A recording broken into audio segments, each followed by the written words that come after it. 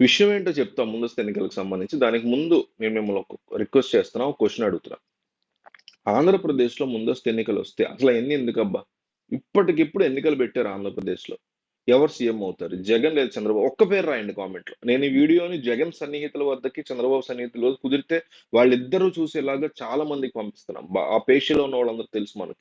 ఖచ్చితంగా పంపిస్తా. వాళ్ళు ఖచ్చితంగా ఈ వీడియో చూస్తారు. అయితే ఇప్పటికిప్పుడు ఎన్నికలు పెడితే ఏపీలో గెలిచేటువంటి అవకాశాలు ఎవరికి ఉన్నాయని జనం అనుకుంటున్నారో వాళ్ళకి తెలియాలి. కాబట్టి కింద రాయండి. ఎన్ని కుదిరితే అన్ని కామెంట్లు చేయండి. జగన్ ఈజ్ సీఎం లేదా చంద్రబాబు ఈజ్ సీఎం. మీరేమనుకుంటున్నారు? ఇప్పటికిప్పుడు ఎన్నికలు పెడితే అనేది కంపల్సరీ చేయండి. నేను వాళ్ళకి పంపించేటువంటి ప్రయత్నం చేస్తా ఈ వీడియోని. ఇక విషయానికొస్తే వన్ నేషన్, వన్ ఎలక్షన్. జమిలీ ఎన్నికలు పెట్టి తీరాలి అనేసి నరేంద్ర మోడీ ఎప్పటినుంచో ప్లాన్ చేస్తున్నారు. జమిలీ ఎన్నికలంటే వన్ నేషన్, వన్ ఎలక్షన్ అంటే ఏం లేదు. ఒకేసారి మొన్న ఏదైతే ఆంధ్రప్రదేశ్‌లో జరిగిందో. ఎంపీ ఎన్నికలు, ఆంధ్రప్రదేశ్ అసెంబ్లీ ఎన్నికలు ఒకేసారి జరిగాయి గదా! ఏపీలో. అట్లా దేశవ్యాప్తంగా కూడా ప్యారలెల్‌గా ఒకే రోజు జరుగుతాయి. ఒకే ఫేజ్‌లో జరుగుతాయి అట్‌లీస్ట్.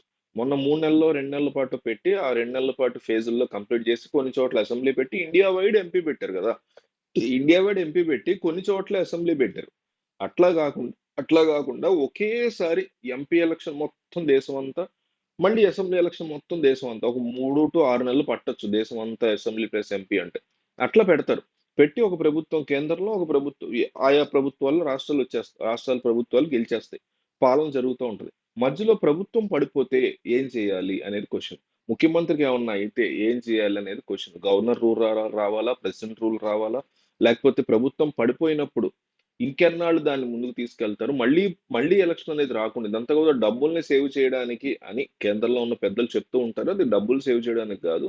ఎంపీతో పాటు లోకల్ ఎలక్షన్స్ జరిగితే కేంద్రంలో ఉన్నటువంటి ప్రభుత్వాన్ని గెలిపించే అవకాశాలు ఎక్కువుంటాయి. మీరు అబ్జర్వ్ చేస్తే ఇప్పుడే 90% ఆఫ్ ద కేసెస్‌లో ఎట్లా ఉంటదంటే ఎంపీ ఎలక్షన్‌తో పాటు అసెంబ్లీ ఎలక్షన్ జరిగినప్పుడు కేంద్రంలో ఉన్నటువంటి నేషనల్ పార్టీస్‌కి బెనిఫిట్ అది. కాంగ్రెస్ కావచ్చు, బీజేపీ కావచ్చు. ప్రస్తుతానికి బీజేపీ స్ట్రాంగ్‌గా ఉంది కాబట్టి దేశంలో నేషనల్ పార్టీస్‌లో బీజేపీకి పాజిటివ్ అయ్యే పరిస్థితి ఉంటుంది. సో, అందువల్ల వన్ నేషన్, వన్ ఎలక్షన్ ఖచ్చితంగా పెట్టడానికి సిద్ధమవుతున్నారు. అయితే అదే గనక జరిగితే 2027లో ఖచ్చితంగా అది పెట్టేటువంటి అవకాశాలున్నాయి.